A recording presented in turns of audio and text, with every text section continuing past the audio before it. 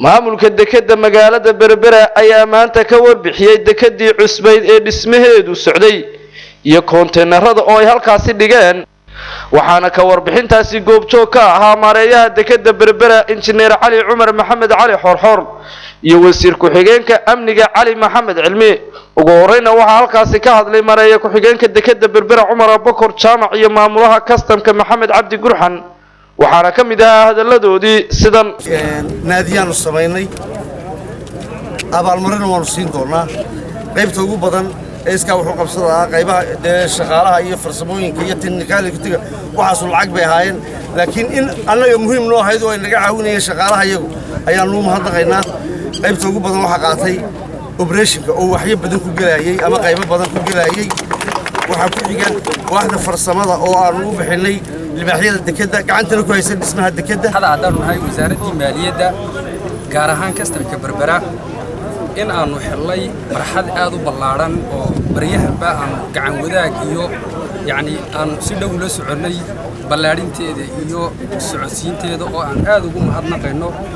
maareeyaha guud ee dekedda Berbera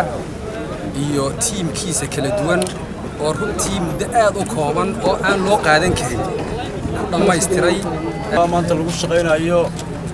waxa la bilaabay koodii bishii 12 2,000 oo konteenar oo isa saaro hadii laga dhigana noqonaysa 6,000 ayay noo qaasay alxamdulillah gabagabadiina waxaa halkaasi ka hadlay maareeyaha dekedda Berbera injineer Cali Cumar Maxamed Cali Xorxor iyo wasiir ku-xigeenka amniga Cali Maxamed Cilmi kuwaasi oo ku amaanay shaqaalaha dekedda Berbera sidii fiicnayd ay uga qayb qaateen markii uu dhismaheedu socday dekeddaasi cusub runtii arrinkan dadka reer Soomaaliland aad bay uga warayaan laakiin wuxuu maanta iftiiminayay in halkan ay joognaa inay tahay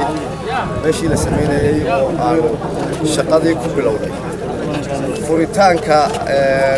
officialka waxa qaban doona madaxweynaha Jamhuuriyadda Soomaaliland tagaaban baa shaqada la qabtay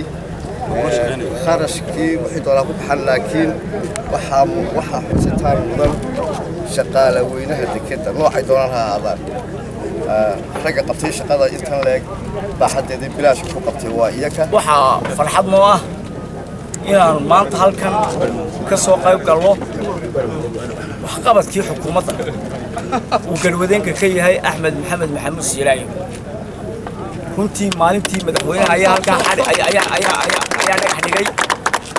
madaxweynuhu markuu dhagax dhigay maanta midhadhalkeeda inay muuqato ayaa aad iyo aad aan ugu faraxsanahay Cabdiraxmaan Maxamed Cige telefishinka caalamiga ee Royal dekedda magaalada Berbera.